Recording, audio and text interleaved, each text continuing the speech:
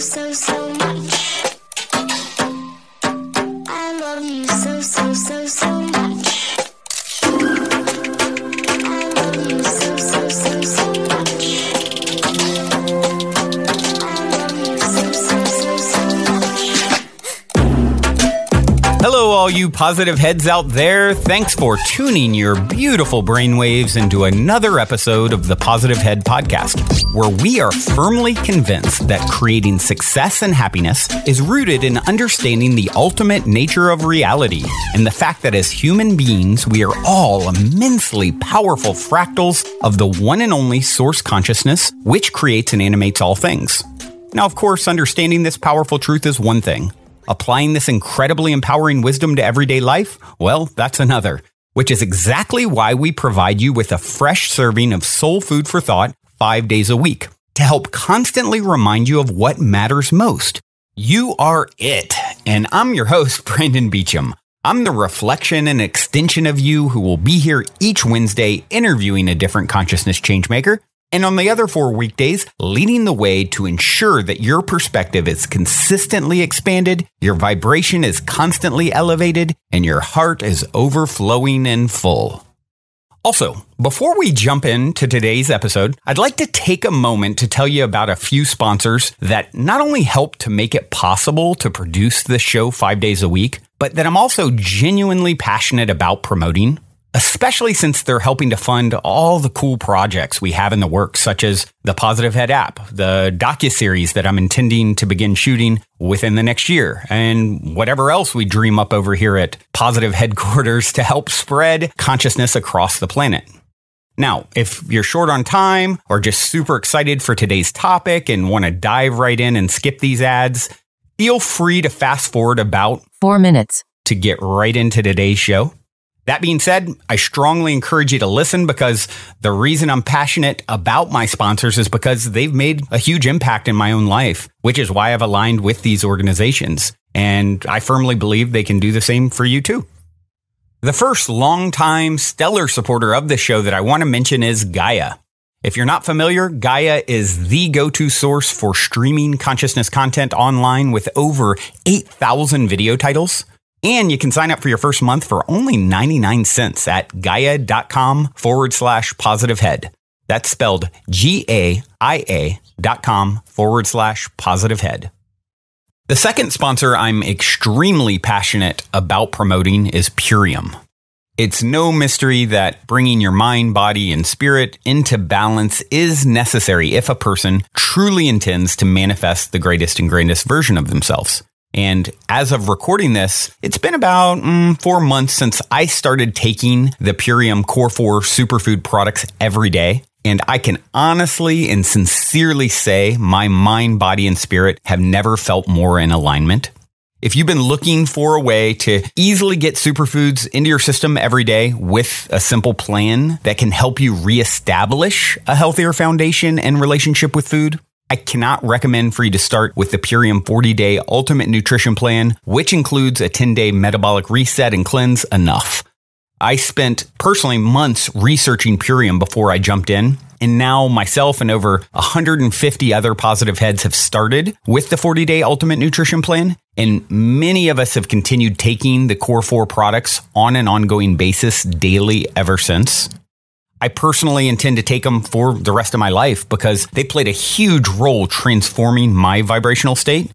If you decide to do it, it'll cost you just over $7 a day for the first 40 days and only about $5 a day after. But if you do it the way that I recommend you to do it, the smartest and most beneficial way, it won't cost you anything. I recommend you to just look at where you can reallocate money you are already spending on food each day. Essentially, you're just going to swap out the unhealthiest stuff you're in the habit of purchasing in exchange for Purium superfoods. And this way, it costs you nothing to participate in the transformation and cleanse. And it creates exponential benefit because now you've replaced something that lowers your vibration with something that is going to make you feel super high in the healthiest kind of way. Just take a few minutes, see where you can cut out $5 to $7 a day and commit to doing it. It's that simple. Also, for support, we'll be doing a big group transformation with other positive heads and soul family once each month for support. So I recommend, going right now, ordering your 40-day Ultimate Nutrition Plan bundle so that you have it when the next group transformation starts. Procrastination is not your friend.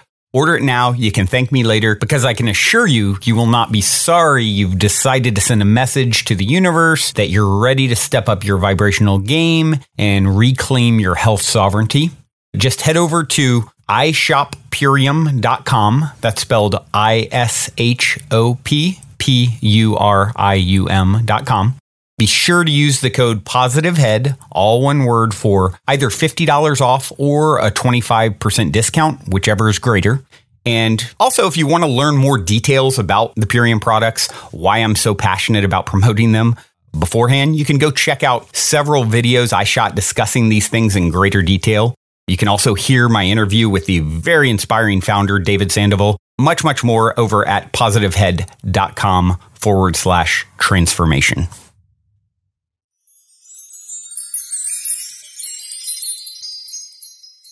All right, all you positive heads, on this week's Powwow episode, I'm very excited to have the lovely Kalyn Nicholson here with me on the show. Kalyn is a YouTube... Oh, sorry, go. That's perfect. Kalyn is a YouTube sensation who has almost 1.5 million subscribers on her channel, as well as a fellow podcast host of Kalyn's Coffee Talk. And Kalyn, welcome to the show. I love that you just jumped right in and said, hi guys, right in the middle. I think that's the first time anyone's ever done that. So I'm excited that you're excited. Welcome. Thanks for having me. I'm super excited to be here. You made me sound so much cooler than I actually am. Oh, you're pretty cool. I know what's going on here. And, actually, ever since, I first linked up with Castbox, that was like one of the first conversations I had with my contact, Matt, over there. Was like, oh, there's this wonderful YouTuber, Kalyn, who's also doing a podcast now, and you definitely need to link up. There's a lot of similarities and, overflow and what you guys talk about. So here we are. I've been looking forward to this for quite some time, and I'm going to be very, very predictable with my initial question. I always like to start with the same question and end with the same question. And the starting question, you're in an elevator. The woman next to you looks over, says, what's your passion? You got 10 floors to answer. What do you say? Oh, wow. I guess my passion is to connect with as many things as possible, whether it be people or just even, earth energy, all of that type of stuff. Anything that charges good energy to other people and myself would be what would probably bring me the most amount of passion. That's a good passion. And, it's like we talk a lot about that sort of thing on the show, connecting with others or uplifting others. It's like the reason that is a thing that actually feels as good as it does, like we talked about before we started recording. It's like, from my perspective anyway, there are no others. And when you realize, if you want to, as Gandhi said, if you want to find yourself, lose yourself in service of others. And it's because there are no others. And so, yeah, I love that that's your passion. And we're going to dive into some of the ways that you do that. And I think before we do, I would like to I'd love to get a little background on your story. I mean, you've been YouTubing a few years. You just started your podcast. You've got, over 1 million subscribers. You're doing something right. And I know there's a lot of people out there who would love to hear, what is the secret Kalyn recipe? How did you end up, in this unique situation that you're in life? That's a hard question. I feel like it was one of those things that I kind of stumbled into on my own in this weird way, where when I was younger, I always felt a little out of sorts in a way that we all kind of do. And I was always searching for something that would just make me feel not only creative, but also connected. And I found YouTube back in high school. And back then I took it on as a hobby, and it didn't really fully flourish until a few years later. And then it became what it is now, solely because I started in beauty and fashion and just wanting to create content. And then as that started to mix in with my more personal life and the subscribers started to kind of flow in, people were wanting to see more of what my everyday life looked like. It became this open canvas for me to kind of just be vulnerable and be honest. And then my direction with my content kind of moved more into mental health, but also just inspiration and motivation and just that little piece of content on the internet that I would hope would make people not necessarily want to be more like me. Because I feel like social media, everybody's like, look at what I'm doing. Everybody do this or do that or follow this trend. Whereas instead, I kind of wanted to create content that when I was younger, if I would have found it, it would have made me want to be more like me, not more like someone else. And so it just kind of grew into what it is now. And then I took on podcasts, and I'm basically just moving into every avenue that I can to not only just express myself, but hopefully through that expression, help other people find their own voice, you know? So it just, again, it was one of those weird things that I try not to think too much about it because it still blows my mind every day. But I just naturally, just one day at a time, try and find the most honest way to say what I'm feeling, but also to think about how it might affect other people, and keep doing that every day. Yeah, I love that. I mean, humility is such a powerful, part of the recipe, I think, especially these days, if you want to, if you want to have success and doing it from an authentic place, doing it from a place of, as you said, vulnerability, which is, I'm glad that you said that, because it's something that I want to talk to you about here in a few minutes. We'll get to it, but I love getting vulnerable and hearing what are people's biggest challenges and things like that. And I think vulnerability is the ultimate superpower. And, the fact that you're putting yourself out there and people have resonated with it. And, I found from different creative projects over the years, being in a band for many years, and we had some level of success, but yet we got really attached to results. And it went from being really, really fun in the early days to, our bass player's brothers in No Doubt, and we're playing with all these big bands, and we need to be there, and we're here, and then it turned into a job, and then it turned into something that just wasn't that joyous anymore. And I think what you touched on is important. You're being vulnerable. You're just being authentic. You weren't really doing it for a particular result. And I think that is a key for any creative endeavor. Do it because you love it, and then let the results be what they are. And it sounds like, anyway, that was kind of how you approached it. You didn't have any premeditated, like, I've got to be, Kalyn Nicholson with, millions of followers, or else I'm miserable. And I think that's a big point, big thing that I've learned in my own journey from having some creative projects that go nowhere, others that go somewhere, this one that does really well. And this is one of the first projects I set out saying, okay, I'm doing this first and foremost for myself, and whatever sort of arises from that. If I benefit one person, great. If I benefit, 100 million, great. It just didn't matter.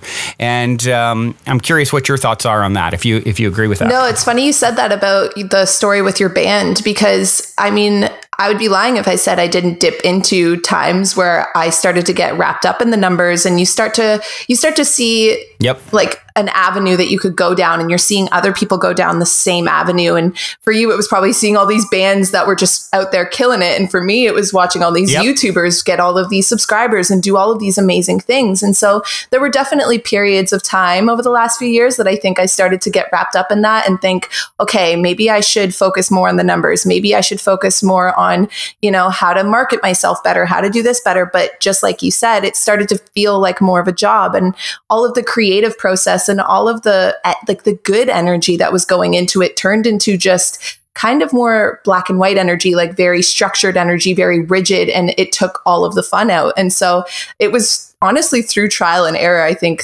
going through that myself, that it turned into, I just need to do this from a place of passion. And if I do it from a place of passion, everything else, hopefully, if you kind of have good intentions, I like to believe will fall into place. So that's kind of how I went about it too.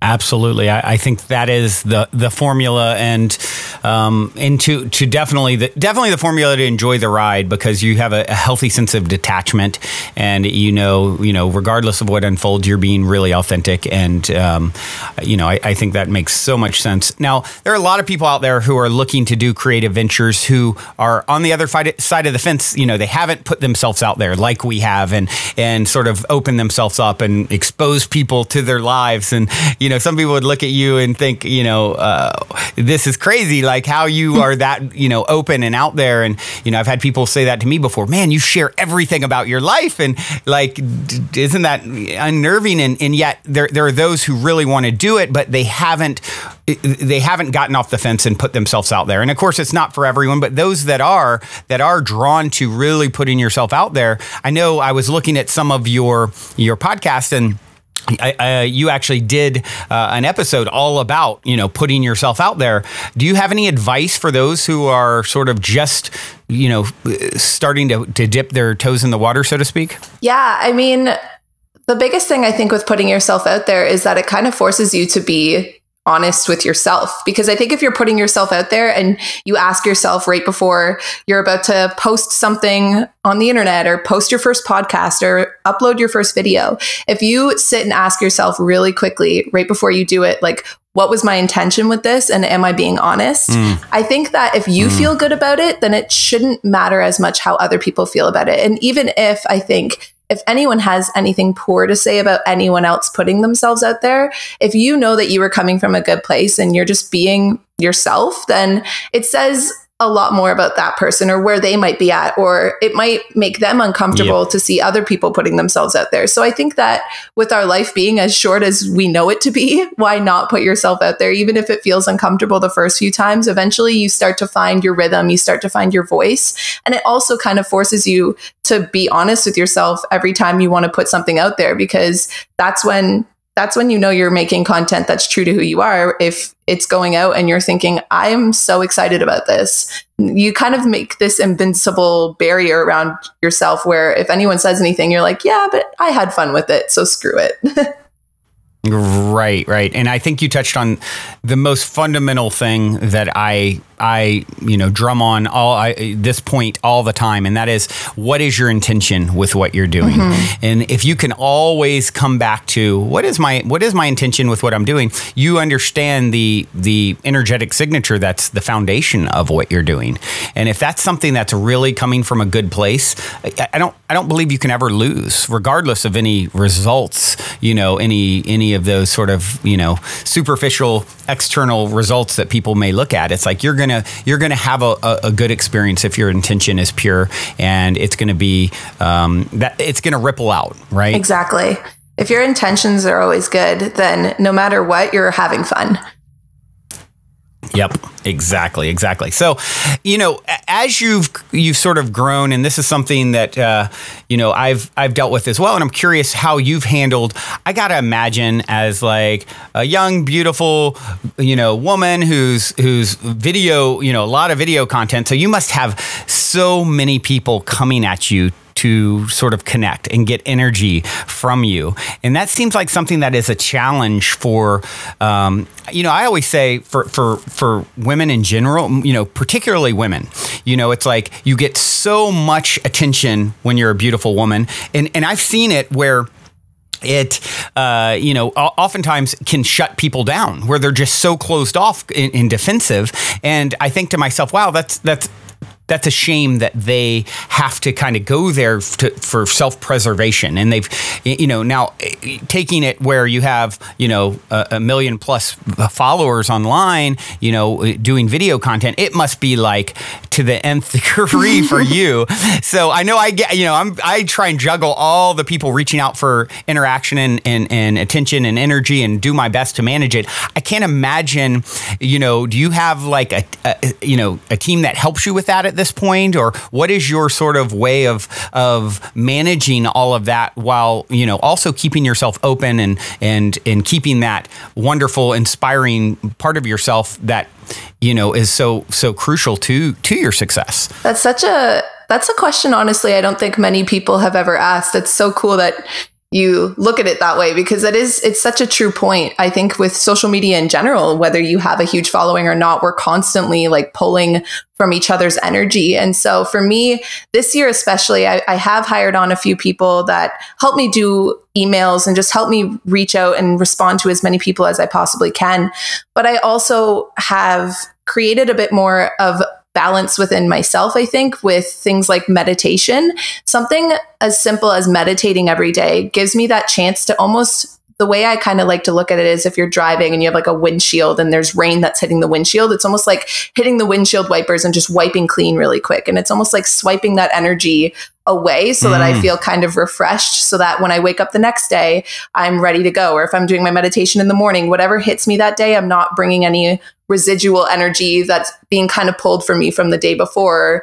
Or you know what I mean? I almost try and reset my mind every single day so that no matter what comes at me, it's almost like it was meant to happen, and I'm able to go at it with a very open energy rather than a very closed off, oh my gosh, I'm overwhelmed. Because I get overwhelmed very easily. And a lot of the things that I talk about on my podcast and my channel is that I've struggled with anxiety a big portion of my life. So when things come at me, especially really fast and heavy all at once, and a lot of people all at once, I have such a fear of not only letting them down, but myself down, that it does tend to drain me. So meditation has been really helpful. And then also outsourcing and getting somebody to help me answer those emails, getting somebody to help me break it down into point form so that I can actually get it all done while still trying to maintain everything else I'm doing. So it's been a balance, but it's still trial and error. You kind of learn as you go, you know?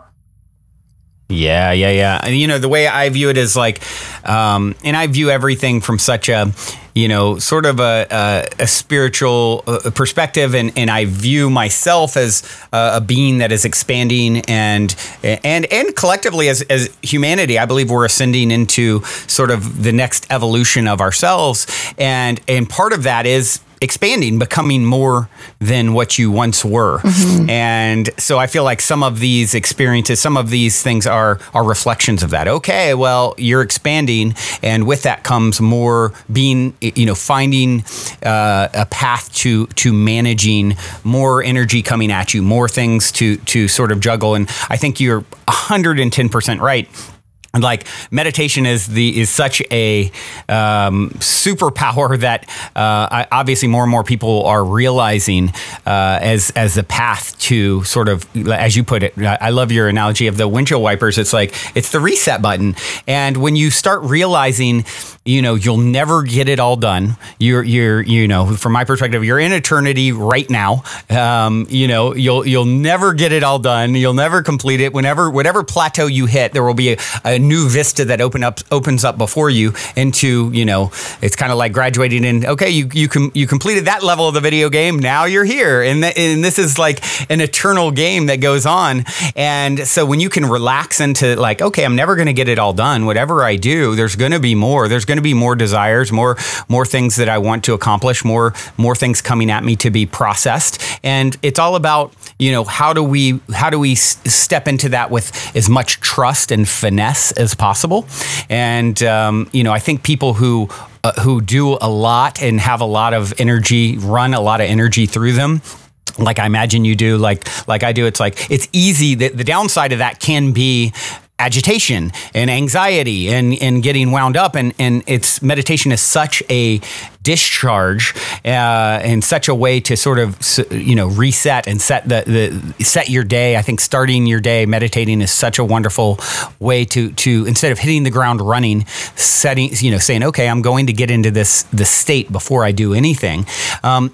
Maybe you can give a little insight into sort of what your approach is with meditation and how you know, calm your inner world. For sure. I feel like one of the biggest things is definitely keeping it kind of fresh. I find that sometimes I'll meditate in the morning. Sometimes I meditate in the afternoon. Sometimes I meditate at night.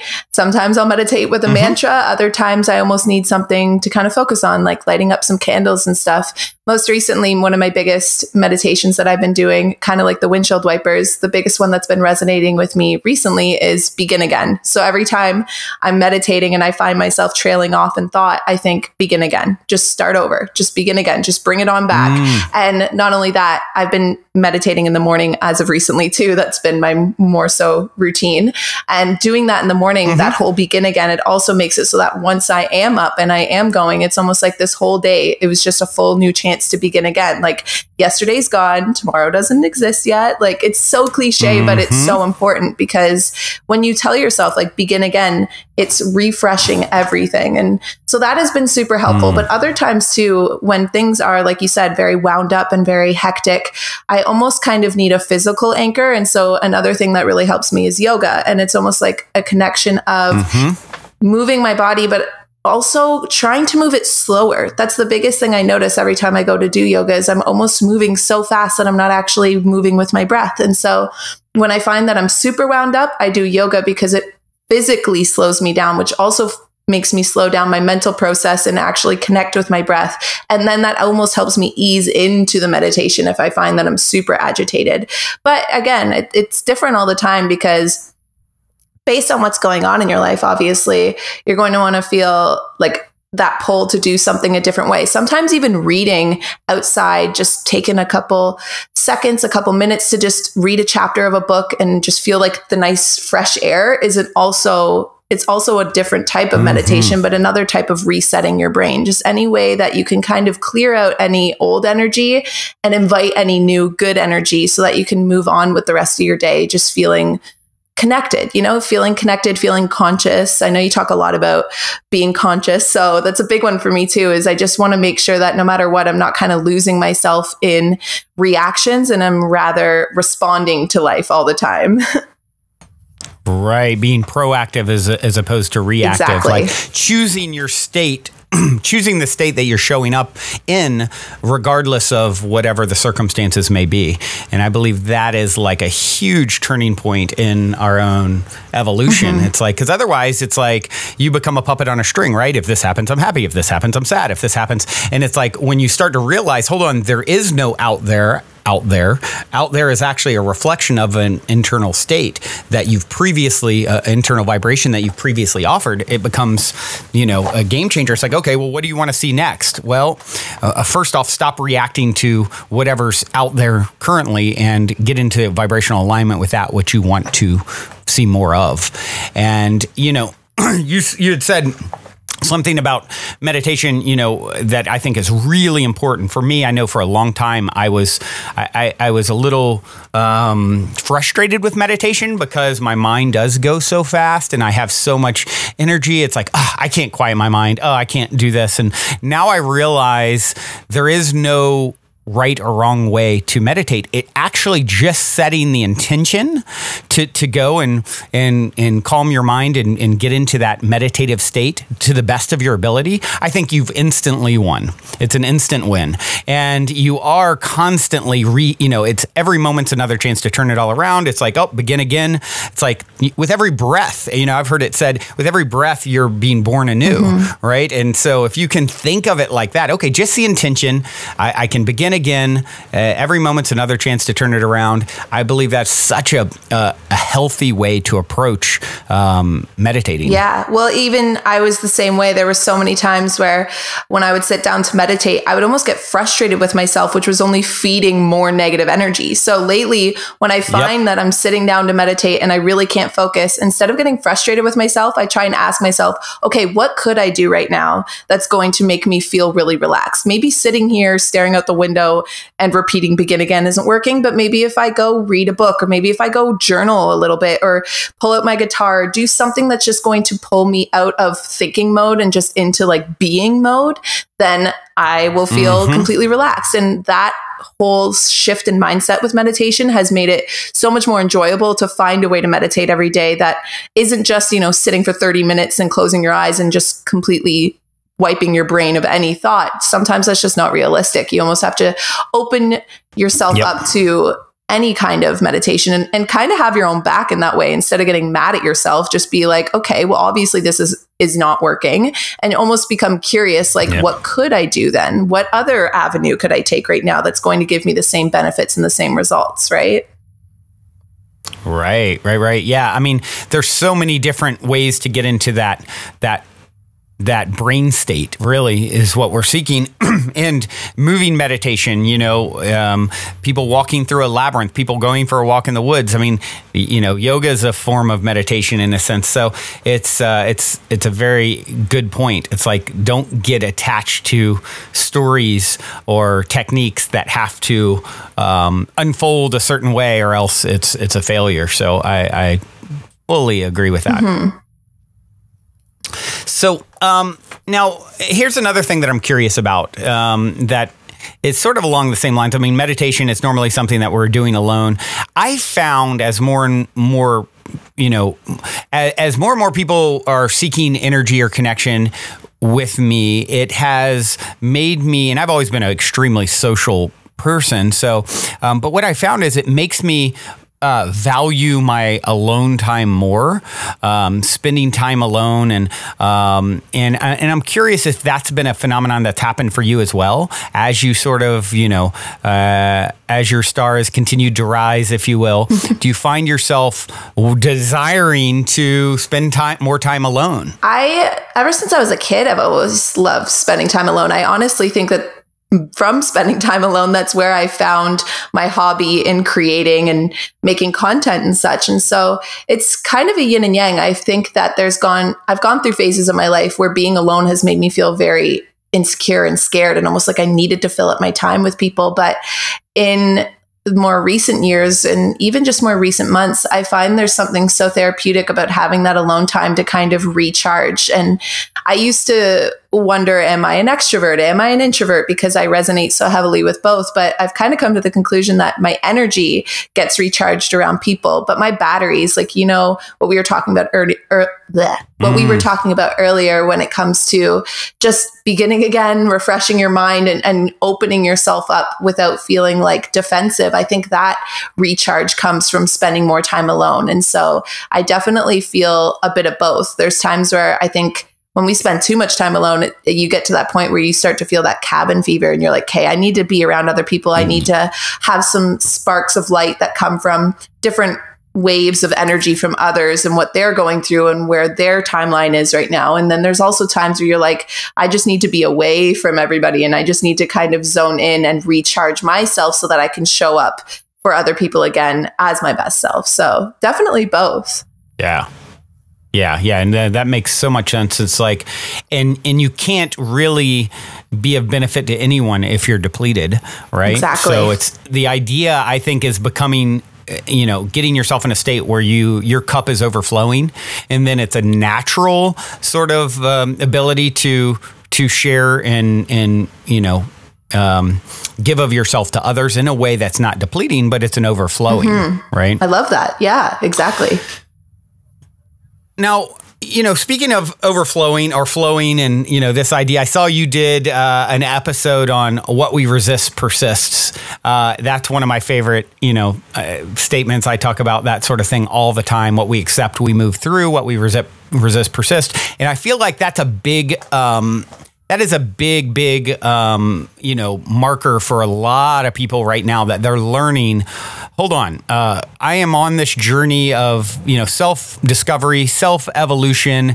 I'm flowing down the river. I've been trying to swim upstream a lot of times, getting, bashed upon the rocks, flailing, when you start realizing you're a part of this big, current, this mysterious, river that is carrying you, and that the graceful way to sort of live your life is flowing, is learning to flow.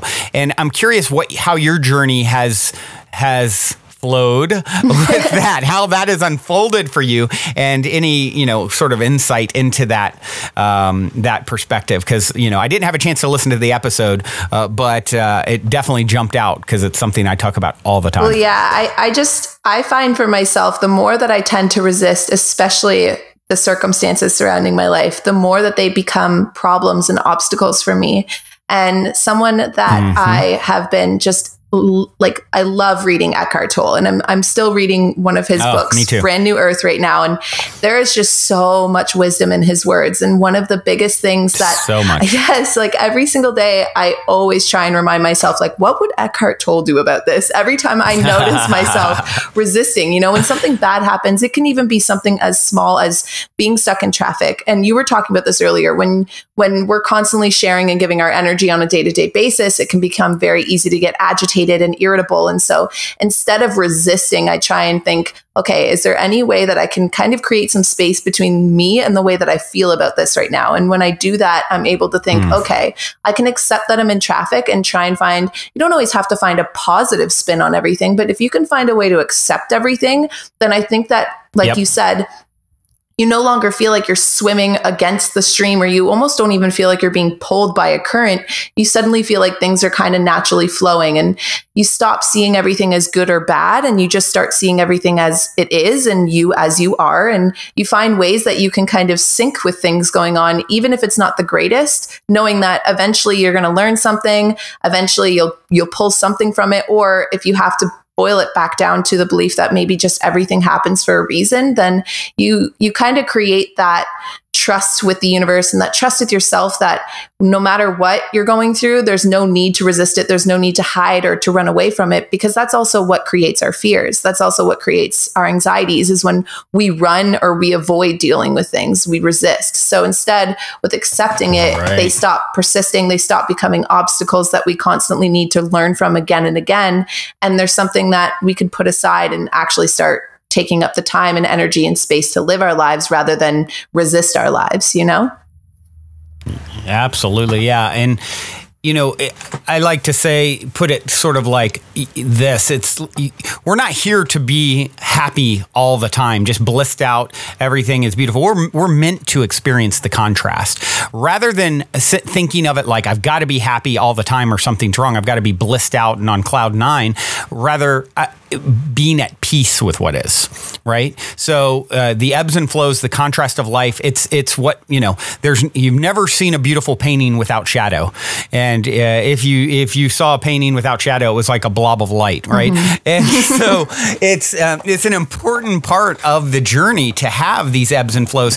And instead of saying, oh gosh, there's something wrong with me and I shouldn't be feeling lower energy today, or I shouldn't, I should be always bubbly and super, positive. It's like, no, actually it's okay to have moments where you feel sad or down or any of that, just learning to become at peace with what is. And that's how you transmute that energy, right? Instead of, if you've got a resistance to it, it's just, you're keeping it in place and you're not allowing it to move through you. And I think that's what a lot of people who have anxiety, what ends up happening, I can take my brother as a good example. We're alike in so many ways, but we're different in the fact that I've always been like, energies come in and I'm just like, I process them and like, whatever I'm feeling, it pretty quickly, like if you're around me. Whereas he internalizes things, right? And so he kind of keeps it in. And then what would happen to him, as he got a little older, all of a sudden he would start waking up in the middle of the night with like panic attacks and anxiety because he wasn't allowing it to just flow through him. And I think that's a really key point for people to be aware of, is like, allow it to come through you. You don't need to resist or hold on to anything. The contrast is as much a part of the journey as anything else. Yeah. Eckhart Tolle, actually, in The Power of Now, one of the things that I remember sticking out from that book too is him talking about how you almost kind of see yourself as this wall, but you let the negativity see it come at you and then watch it pass through you. And that's kind of like a visual. I'm a very visual person. That's why these visuals always kind of stick out to me, but it's a visual way to kind of see the negativity go through you and not hold on or catch on to any of it, and create almost this residual just ball of energy, because that actually used to happen to me too. I used to wake up in the middle of the night with these panic attacks and these fears, these very irrational fears. And that was, like you said, because I wasn't letting energy pass through me. I was holding on to it and trying so hard to understand it, to resist it, to, break it down as much as I could. How did it affect me? What did this mean about me? And it would just become these crazy tornadoes of just fear and anxiety that would keep me up at night as well. So it's so important to just let those things pass through you. Even if you don't understand right away, I think eventually we will understand. And that's where the trust comes in. Yeah. I think it's a big piece of the puzzle is trust or faith. Having faith that, I like to put it, a master is someone who embraces whatever shows up because they know it is exactly what they need to sort of lead them to the next greatest and greatest version of themselves. So if you can move into this idea of faith that there's more going on than you can necessarily, you're not seeing the full, the full picture. We're sort of in this zoomed in perspective of human 3D life, and there's a much bigger tapestry being woven. And if you could see it from the zoomed out perspective, you would see it's a perfectly woven web where everyone is getting exactly what they need to lead them to the next greatest and greatest versions of themselves. And for me, that brings so much peace, knowing, okay, I may not, this may not be what I would have chosen at a conscious level from my, my human sort of perspective, but I trust that it's happening for me and not to me. And,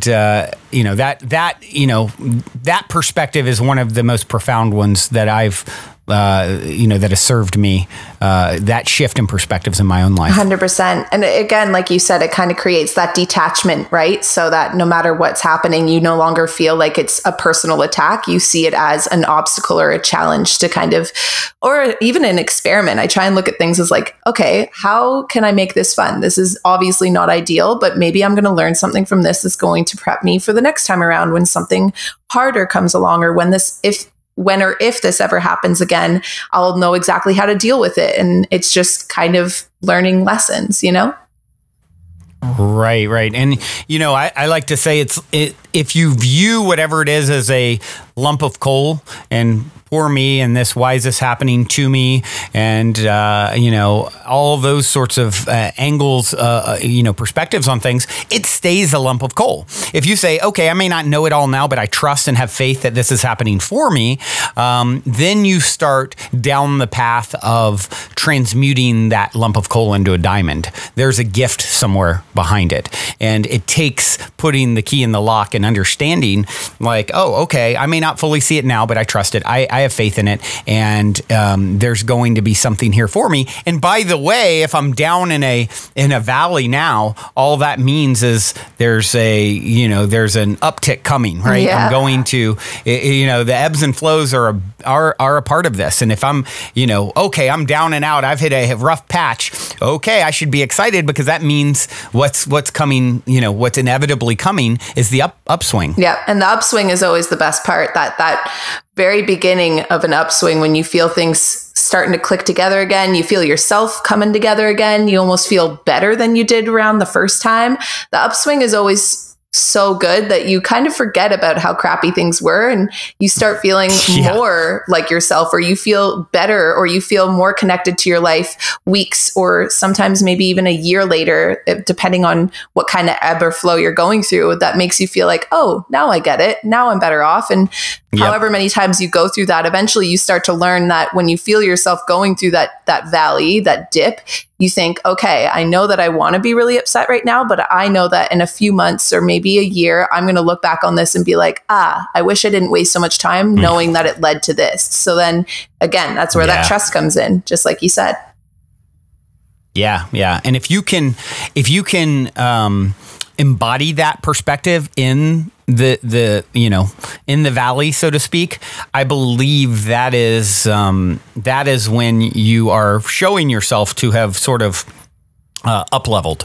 It's like, okay, in this case, Brandon, Kalyn, whoever is really embracing the difficulty. And in the moment, in the darkness, they're saying, I get this. I know why this is happening. I'm not being fooled that this is, the world's against me. This is actually happening for me. And when you can bring that into those moments, I believe it's sort of a level up moment for you, where then it allows you, it enables you to bounce even higher on the next upswing. Exactly. Well, it takes you out of victim mode, right? And into more compassion mode, where you're not feeling sorry for yourself, but at the same time, you're being compassionate towards yourself. You're understanding that you're going through something, or maybe things aren't turning out the way you expected, or maybe you're feeling a little let down. And even though the feeling might be uncomfortable, you kind of allow it to happen, almost like we were just saying. You stop resisting it, and then you get out of victim mentality, which also I find speeds up the process of getting out of said valley. It speeds up the process of getting back to feeling better. The faster you can get out of feeling sorry for yourself, and instead just caring for yourself and taking care of yourself during those times of your life. Absolutely. All right. Well, now seems like a good moment to take a quick minute to tell those of you who aren't familiar a bit about our sponsor, Gaia. I've been a big fan of Gaia for many years now, which is why they're the only content provider I've ever reached out to in regards to potentially supporting this podcast. So needless to say, I'm very excited they're now supporting the show.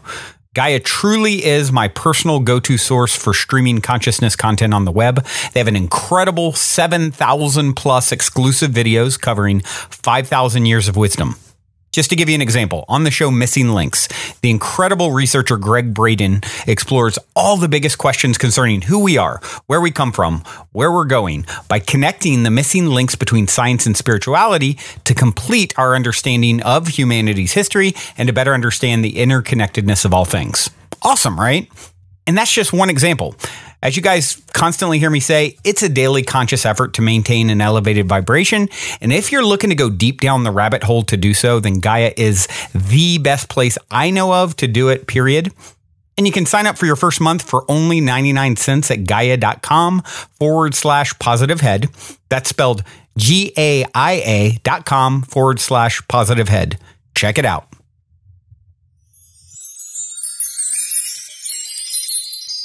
So, okay, a question for you is inspiration. What is your sort of path, your trick, your technique for, you're putting out a lot of content, and, I have people ask me all the time, how do you do so many shows, and how do you stay inspired? Aren't you repeating yourself? And of course, the answer to that is yes. I believe it's a daily conscious effort to rewire our, neural networks. And it's like anything, you don't become an expert at any, what do they say? I think it's 10,000 hours to become an expert at something, right? And so I'm curious for you, what is your sort of tricks to stay inspired in keeping to creating fresh content? Because I found so many people who are thinking of going down this road, and that is their big fear. Oh my gosh, I don't know if I'll have enough, what I say won't be good enough. There won't be enough inspiration there. I'll run out of ideas. So what's your trick for that? I find staying curious and staying open. I think that the more curious you are about life, the more you almost want to find things out for yourself. And then the more you find things out for yourself, you almost want to turn around and tell people about it. That's how we are as humans. And even just with social media, we always just want to tell everybody what we're doing and what we're saying and even what we're eating. So I find that for me, when I bring it back to, okay, when it comes to a day-to-day basis, what kind of life do I want to be living? How can I stay curious? How can I have fun with this? How can I make it a little bit more challenging? How can I step outside of my comfort zone? That's another huge one. I find the more that I step outside of the things that I think are comfortable for me, as hard as it can be, it ends up leading to new doorways, new pathways of inspiration. Travel is another big thing. I find that the more I travel, the more I get out of my daily routine, the more I'm around different types of people, different ages, different ethnicities. It creates so much to this whole existence that we're in right now, that you start to see that there is no way to run out of inspiration if you stay open-minded and you stay curious. The more that you get around just different energies and different things. And mind you, I mean, keeping that, it's important to also go back inward and process everything that you're seeing, process everything that you're learning, but get out there and just be around things and just open your eyes and kind of just stay aware of what's going on a daily basis and pushing yourself outside of your comfort zones. So many doorways and pathways open up. There's people that have shown me books to read that I would have never read on my own. There's places I've gone where I've tried foods that I've never would have tried before. And then I come back home and I try and recreate it. And then I make a video out of it. And then I talk about the benefits of what food is in that. And just doing things like that, just staying curious, staying open and pushing yourself to kind of always want to learn more. I think that the inspiration becomes, never dry. Yeah, absolutely. I think the universe meets us halfway. It's like you've got to be willing at some point in your life, if you really want to have, an inspired life, live the most inspired life that you can, you got to be willing to sort of step off the cliff and know that a net will appear. And I think for a lot of people, that is particularly challenging and scary. And, as Eleanor Roosevelt said, do something every day that makes you uncomfortable. I firmly believe that your path is always going to lie on the other side of your fears. So if you learn to lean into those fears, that is, fortune favors the courageous and the bold, right? Right. Well, and the more that you do the things that scare you, the more rewarding it is. Because if you stay in your comfort zone, of course, you're going to stay comfortable. But when you do push past those fears and you do lean into them, as terrifying as it is, the feeling afterwards is such an adrenaline rush that you almost want to do it again. Then you just want to see what other fears you can go out and face. Right. Exactly. You start really feeling your strength and power, and that generates inspiration. Exactly. So I mentioned earlier vulnerability, and for me, I believe this is the ultimate superpower. When we can become vulnerable, people relate to us and resonate with us in a way that they otherwise can't, right? They see themselves in you. They just feel you on a level that's very deep and profound. And so I'm curious, at your point in this journey, what is your biggest personal challenge right now? Funny enough, I find being vulnerable is my biggest challenge right now. It's something that I'm learning more and more about every day. I think that the more I talk about it, the more I want to be more vulnerable and the more I push myself. But I think that that's always going to be a challenge for me, because the whole reason why I started doing what I do, I started on YouTube, I started this outsourcing of just creating content, was because I didn't know how to be vulnerable with the people around me on a day-to-day basis. I was always kind of that kid that kept to herself, and I was a middle child. So my parents were always super focused on myself too, but mostly on my oldest sister, my younger brother. They also both had more health issues than I did. So I kind of just kept to myself, and growing up, it made it really hard for me to know how to lean in and tell people, hey, like I'm having a crappy day, or this is how I'm actually truly and honestly feeling. And so, as funny as it is, the hardest thing I find to be vulnerable about is my own vulnerability. It's when I'm feeling like things aren't always going great. I'm always trying to kind of make my glass half full. And I think that finding that balance of sometimes it's okay to admit that your glass is half empty, knowing that it eventually will look half full to you again, that's been a very hard challenge of mine. Yeah, well, I think you are not alone with that. It's speaking of leaning into fears, it's like, being vulnerable and putting yourself out there it's scary. It's like, especially in a world where we've been taught the opposite. You've got this social media and all these things that, obviously you're very tied into. It's like, it's sort of taught the opposite. Oh, put the Photoshop picture and only show the highlight reel, and it's so. And then now you're comparing yourself. Okay, if I put this vulnerable thing out there, now how am I going to compare to whoever else? And it takes real courage. So I applaud you for even going down that path. Oh, thank you. And same for you as well. It's probably hard with always wanting to generate just content that people walk away feeling good from. Like you were saying, you're also just a human being. So sometimes you are going to feel some type of way. And it's hard to find that balance between, because like you said, social media is such a highlight reel. And all the time we're always wanting to tell people, I'm okay. That's always the first answer when people say, how are you? Oh, I'm great. I'm good. I'm okay. Because we don't want to walk around seeping our problems to everybody either. So it's definitely finding that balance of being honest with yourself and being honest with the whole world, but also being vulnerable enough to say, okay, yeah, that is my highlight reel, but don't believe it because there's also this side. Or, I mean, I still have times where I upload a video and I'm like, oh gosh, what are people going to think? And then bringing it back to the beginning of this episode, I almost have to remind myself, what was my intention with this? Okay, I'm good. And every day it's just, you learn more and more by being vulnerable with not only other people, but also yourself, and just trying to stay as honest as possible. Absolutely. Absolutely. And, another thing that that jumped out to me when I was, checking out some of your work and your profile, I believe it's on YouTube, and you talked about, you have this short profile, and one of it's like, yeah, I just want something that I can look back on when I'm a hip granny and, feel good about. And I loved that because, it's here's another thing that thankfully, at least in the world that I'm a part of, I go to a lot of like transformational festivals, sort of, in the realm of Burning Man-esque kind of events where there's a lot of like, visionary art and sort of conscious, talks and things like that. And so there in that realm, aging seems to be getting dispelled. Like, you can go to Burning Man and hang out with an 80-year-old who has the energy of a, 15-year-old. And you can be around a 20-year-old sometimes who's like, who is this old man,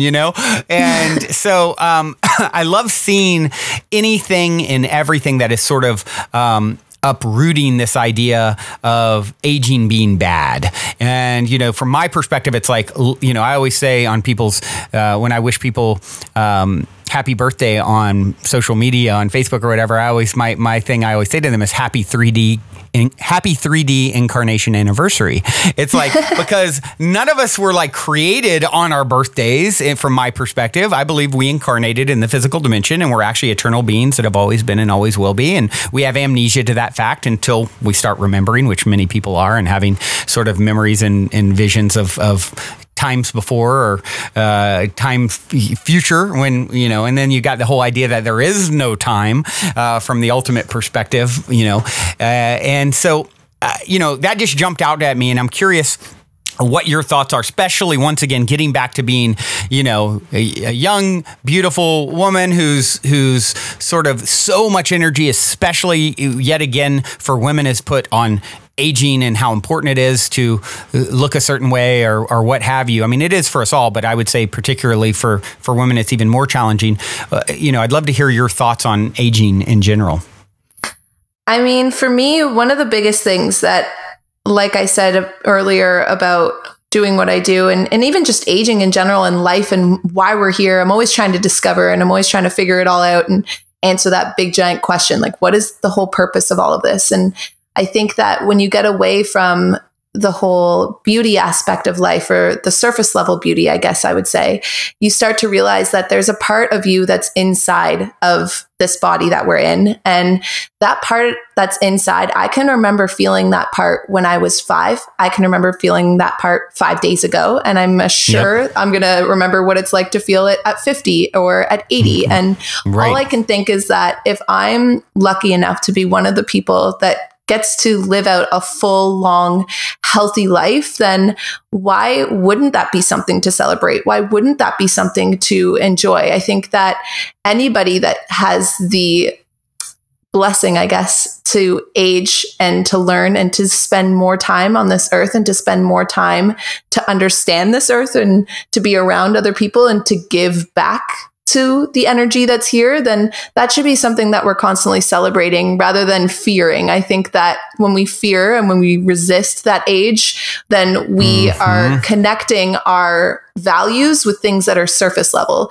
Eventually, I'm not going to look the way that I do when I'm this age right now, 24. And I think that as long as I'm working internally now, or I'm even getting the ball rolling earlier on in life, because I think that's also something that when you're young, it's easy to kind of get wrapped up in all of the glory of having like a body that moves really well and just having all your energy and having no real health issues. And then as we get older, health issues come in, or you start to age, and it really kind of forces you to have a reality check about life. But I think the earlier that you can do that, and the earlier you start kind of planting those seeds of, okay, this is really nice and it's fun to get wrapped up in. You know, I love cute clothes and I love makeup and I love all of that stuff. But I think that as long as you're aware that that's not meant to be the purpose here, I think the purpose is for our souls to experience and learn what they need to experience and learn while on this planet, then aging is something that I will always want to celebrate. And like you said, there are,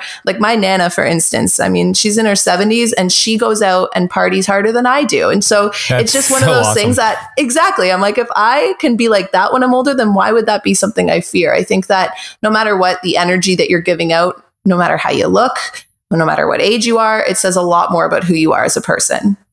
Yeah, absolutely. It's like, it's, I actually, prior to starting this podcast, I started writing a book, and I ended up sort of shelving it, at least for now. I was like, you know what, I'm going to focus on a podcast instead. But it's like 95% done and sitting there. And the title of the book is The Fountain of You. And it's this, the sort of subtitle is how science and spirituality are merging to birth us into the age of timelessness. And when you understand what's exciting, when you first off stop resisting the idea of aging and embrace it like you're doing, which is absolutely wonderful. It's like now you're no longer resisting, but then you take a look at, the things that are happening in science right now are absolutely incredible. They're so close to even reversing aging. They're doing it in mice, and it's pretty profound. And then you start understanding, you tie in this sort of spiritual aspect, like I touched on a minute ago, that hold on, I'm an eternal being that's always been and always will be, and change is guaranteed. And, I'm eternally youthful. A billion Earth years from now, I'll be in some other now experiencing, and when you start tying those two things together, it gets very inspiring. Like, hold on, you may very well, it's a possibility, and your happiness isn't tied to it, or my happiness isn't tied to it. But 30 years from now, we could look and feel better than we do now with the things that are happening in science. And above and beyond that, once you start understanding a lot of these spiritual concepts, regarding the ultimate nature of reality and your eternalness, it's like it sort of allows you to relax into it a bit more and to enjoy the ride instead of kicking and screaming and fearing, from, sort of a superficial level. Oh my gosh, I'm going to get, a wrinkle, or maybe my health is going to change. And, even that I found, belief creates reality so strongly. I mean, I've told the story of I don't believe in getting sick my whole life, and literally I can count on like two hands the times I've gotten sick or thrown up. I haven't been in the hospital since I was born, and it's just a story that I've told. And abracadabra, as I create as I speak, right? We're spelling, we're casting a spell with our words. And so that's something that I highly recommend people to start tapping into. It has worked really, really well for me. And even if something never did pop up, I would embrace that and know that it's happening for me. It's a growth point in some way. And, in relaxing into the knowledge and wisdom that I will check out of this place when there's no longer an opportunity for my growth. I've come here, I've experienced all I can to really grow as this avatar, Brandon Beecham, in this particular timeline. And once I've explored that to the fullest, I'll leave. I'll find my exit. And, to me, that whole perspective on it all brings so much like ease and grace. And it's back to sort of flowing with the current of life as opposed to kicking and screaming and flailing the whole way, right?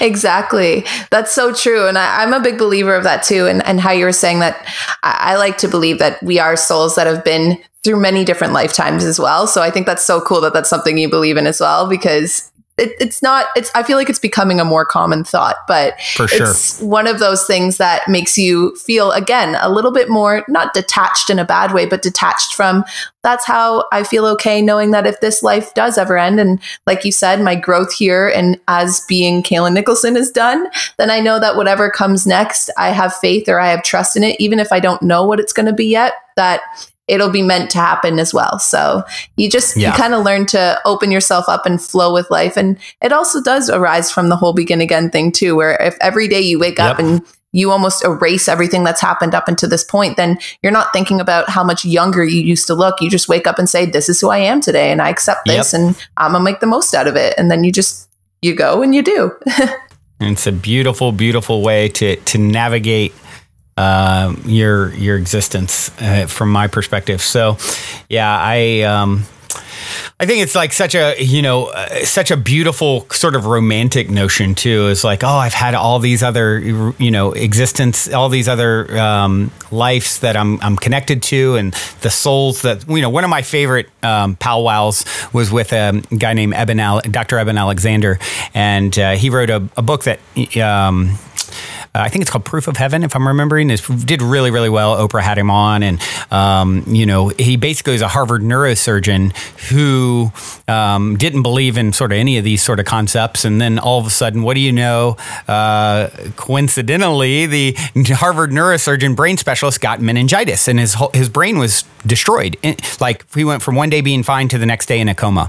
And he was in a coma for 7 days, and his, neocortex was destroyed, which is sort of the part that would create hallucinations and everything like that. And after like 7 days, they were like, you know what, family, pull his plug. He isn't coming back. His brain is fried. Like, we can't save him. They pulled the plug, and then he miraculously came back. And what he came back at first, all he remembered was his time on the other side and his experiences, and seeing how we sort of reincarnate in soul families where the same characters find their way back to each other again, and, and play different roles at different times, for these opportunities for growth. And he went into much detail. You can check out the book or my interview with him if you want to learn more about it. But it's just absolutely, it's such a beautiful, romantic, phenomenal perspective, and it explains so much when you bump up against someone. You're like, wow, you seem so familiar. It's like, well,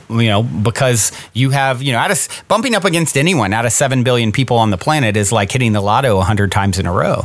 So you're a close enough vibrational match to that soul that there's some, something there.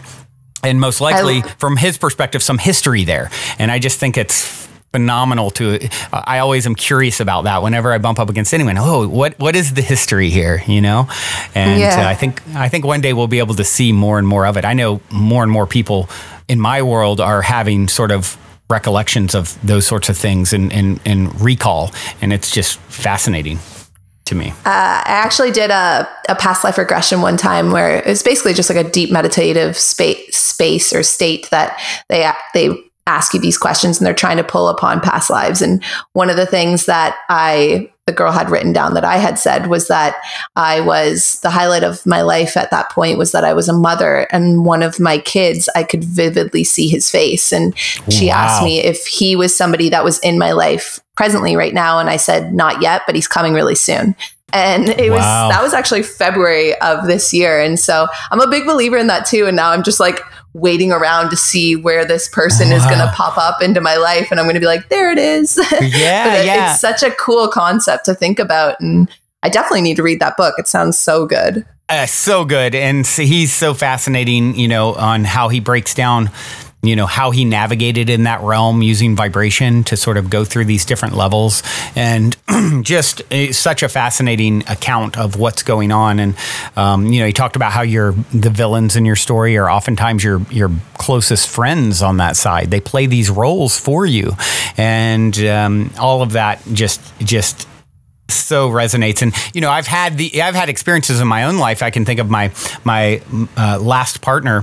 When I first met her, it was like there was such a deep knowing. There was like no connection, no flirting, no anything. It was a big group, and I just had this knowing, like, I don't know how I know, but I know this soul. I know that I'm going to be in a relationship with them. And a year and a half later, it was like literally to the day she moved to my town from 4 hours away. My ex left town on that day. And it just like unfolded in this crazy way that was exactly like I envisioned. And so once you start like getting some of the evidence or proof of some of these, ideas of, or being able to read the connectivity, or I'll have a lot of times where I'll meet people and I'll instantly feel the energy of someone else that's in my life. Like, whoa, I can just like feel your connection to so-and-so. And then once I make that connection, then as I get to know this new character, I'll see all these like, these connective things, similar things about their life, similar parts of their story, similar likes, similar things that they are into, whatever. And it'll be like, oh, yep, of course. Oh, yes. Oh, you do that too. Oh, yes. Oh, you've had this experience. Oh, of course. And it's really, it's just like, to me, just the most fascinating thing to explore. I love when that happens. I love anytime that happens because it's one of those moments where you are almost in awe of life. Those moments kind of remind you of how cool all of this really is. It pulls you out of the mundane day-to-day tasks and makes you think like, whoa, this is really neat, and makes you realize that there really is a bigger thing going on that we are only seeing a fraction of, or only understanding a fraction of. Yeah. I saw something recently that was talking about when we pass, we've all heard this idea of life review, people that have had near-death experiences or what have you. And then they have a life review where they sort of go through all the things that they did. And, that's a theme that pops up a lot. But one of the things that I was seeing that someone was talking about is, in addition to this life review, you also get deeper insight into the why that certain people or certain things transpired, that there's a lot of aha moments like, oh, okay, now I understand why he or she did this thing that made no sense at the time. But then you see the threads of connectivity to other incarnations you've had together. And it's like the picture is painted in a way that's like, okay, now I get it. That made no sense at the time. And I thought that was a really interesting thought or idea, of exploring and dissecting our life after the fact and having much deeper insight and realization as to why things unfolded the way they did. Yeah, that's so cool. I love all of that kind of stuff. Me too. I geek out on it constantly. It's so cool. And I find the more I give energy to it, the more it, like you talked about, by stepping into it, you sort of suspend normal life, and you open a container for magic. And that's one of the reasons I love going to like transformational festivals and whatnot, like I referred to earlier, because it creates a container where thousands of people are in this sort of elevated state. And it creates a container for magic. And I've had some of the most profound experiences in that sort of setting. And, we start to find like, hold on, life can be magic all the time, and you even talked about that. I think in one of your episodes I saw, it's like, I think you said it as you are the party. And it's like, if you realize you bring that party, you bring the magic with you everywhere that you go, and you can really create a magical situation out of the most mundane, maybe scenario by elevating your own perspective and vibration. It gets to where, you can find joy and magic in everything. And exactly. now there is no boring life.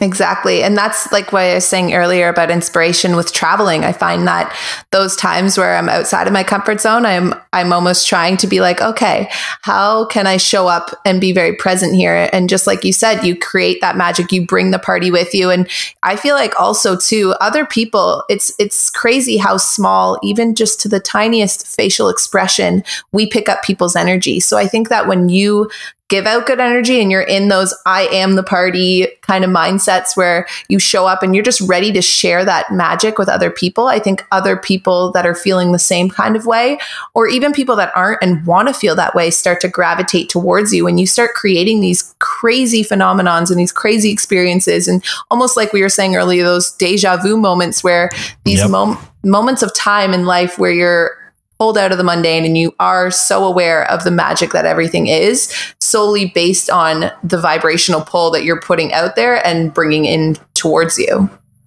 Absolutely. And it becomes so contagious to those around you too. It's like, you become just like a light, a beacon that's emanating this sort of energy and this vibration. And then people are like, hold on, I can do this too. Hold on. Like there's more to to what's possible. And I feel like that's becoming a realization that's spreading more and more. And it's, I believe it's sort of the thing that's going to help to turn this ship around, if you will, on our planet and bring us together and, realize there are no others. We're all connected. We're all, reflections of the same source consciousness. And you start playing with those ideas. And, as I always say on the show, because, I get a lot of new people coming in, listening, and I always say, hey, I get it. Like, just listen to this with an open mind. And that's all I ask. And then, approach some of the concepts and with an open mind, explore them in your own day-to-day life. And if you do that and you do it with an open mind, buckle up your seatbelt because, you'll be shown. And that's when it starts to get really fun. Yeah, I agree. I don't think curiosity killed the cat. I think that curiosity makes the cat realize that it's what am I trying to say here? It's got more than 9 lives. Exactly. There it is. That's perfect.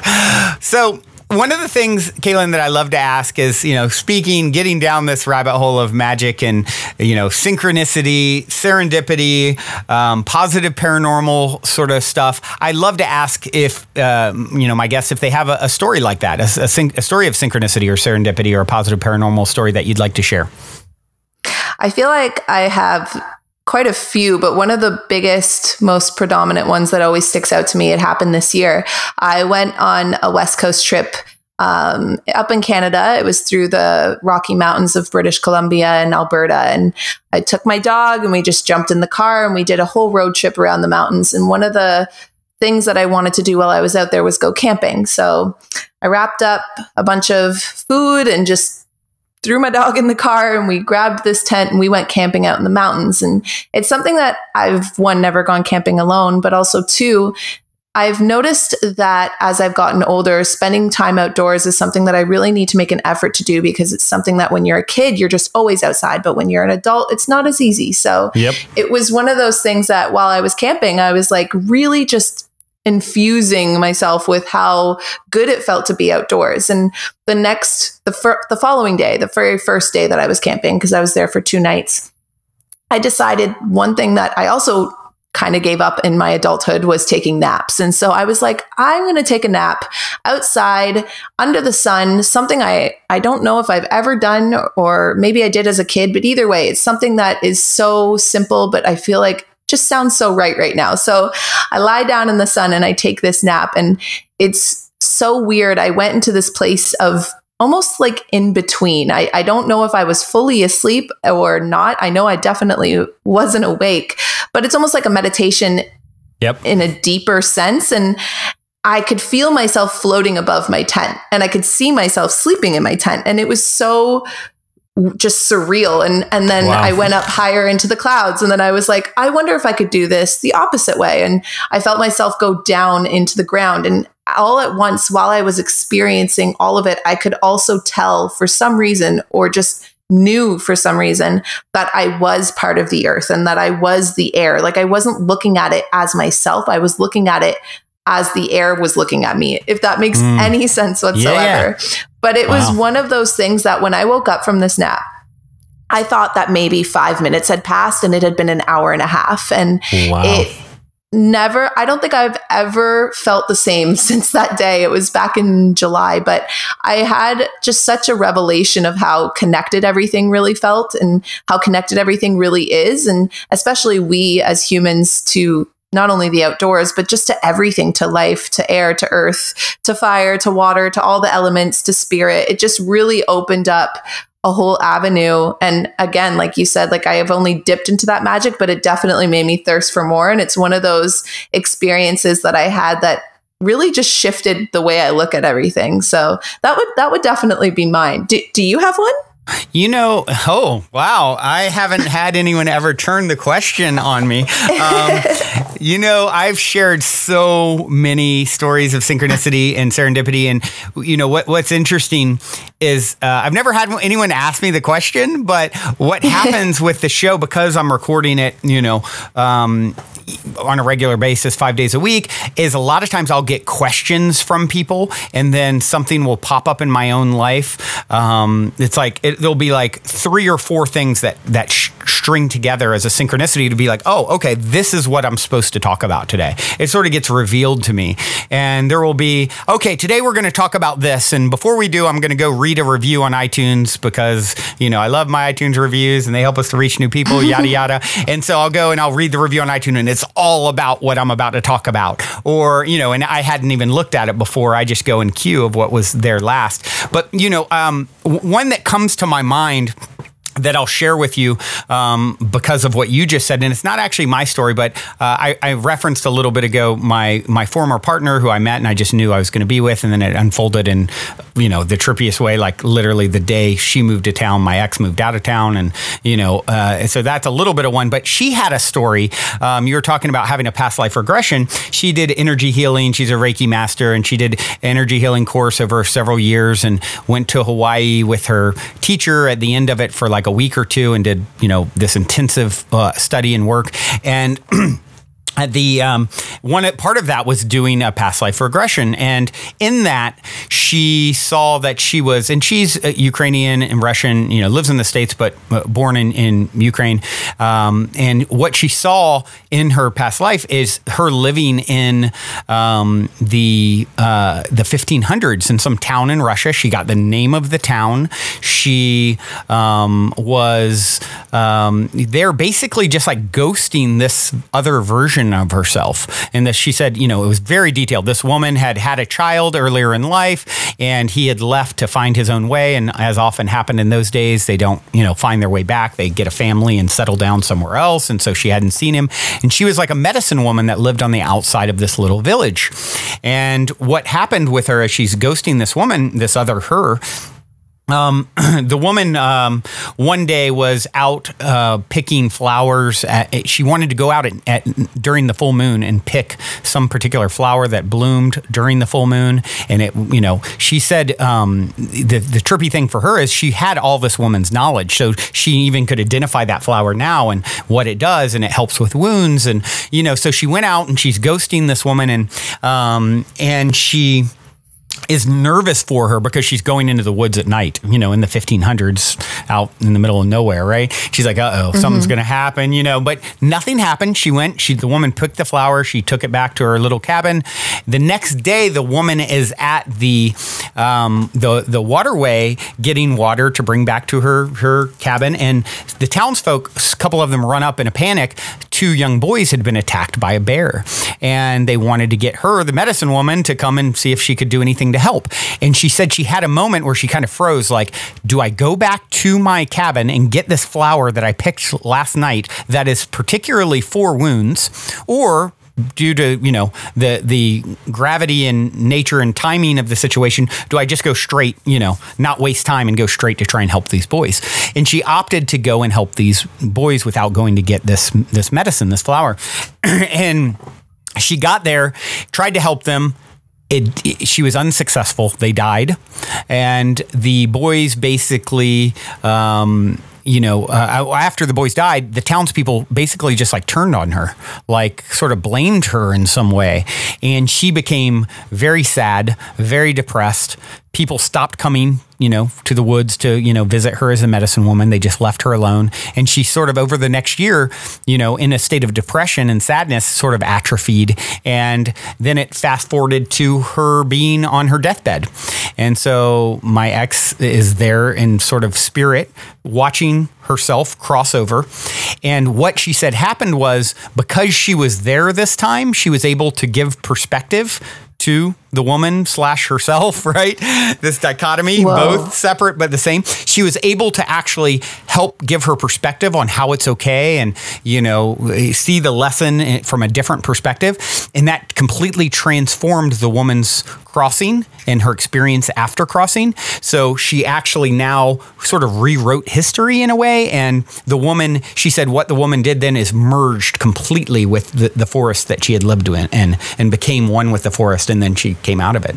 And so, Oh, wow. Isn't that crazy? So it's I not have goosebumps. I know it's not my own story, but it's one that you just instantly came to mind when you started talking about merging with the earth and in that whole thing, because that was sort of the end result of her experience. And I think that is part of what we're learning here is the future can affect the past the same way the past affects. The future can affect the now the same way the past affects the now. And we're these multidimensional beings that have the ability to affect. You can rewrite the story of what happened to you in the past that's been holding you down and actually change the outcome, change the timeline that you're in, and it's some of this stuff gets pretty heady and multidimensional but it's so empowering to know that, it can always be sort of rewritten. And so I've heard a lot more of that recently about going back, retelling the story, and it's what I talk about all the time on the show is, spiritual alchemy is sort of the art of sifting and shifting perspective until love emerges. So if you can tell a story of what happened to you that was very challenging, in a way that serves you, you rewrite the experience. And as a result, you rewrite what becomes possible for you on an ongoing basis. And I think that's a really, really, it's why I love that story so much, because it's sort of a very, wild way to get that point across, right? It's so true. Wow. Yeah, that definitely gave me goosebumps. I loved that one.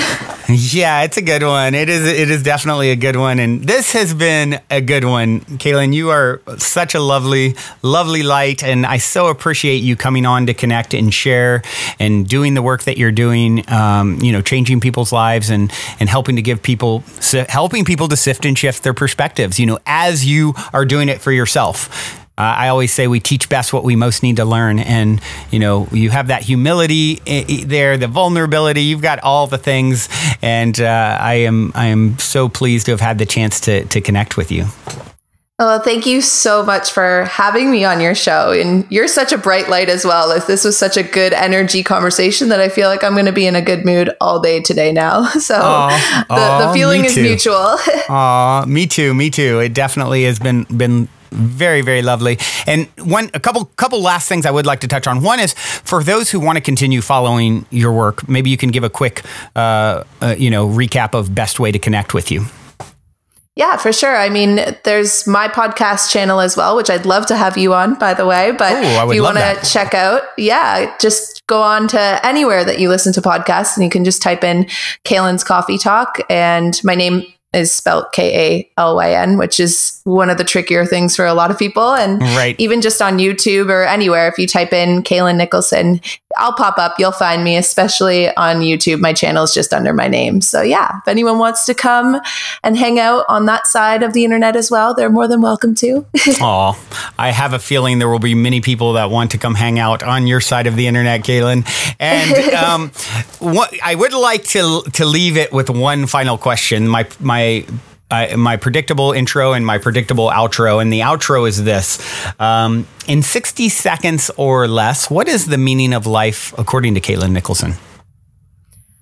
I believe that in 60 seconds or less, that the meaning of life is experience, but love. I think ultimately it's to experience as much love and to spread as much love as we can. And I think that through spreading love, we learn to understand love. And when it boils down to it, even just smiling at a stranger, it just all the time, all the things that we do, we're constantly emitting an energy. And when you can find a way to emit love, then you breed more of it and you bring more of it to this earth. And we all continue to rise up and level up as humans and humanity, the more that we do choose love and we make that our sole purpose. So that's a really hard question though. Wow. That's a really good answer to a hard question. My favorite quote is, love is the answer. Now, what was the question? So you answered it very, very well. I couldn't agree more.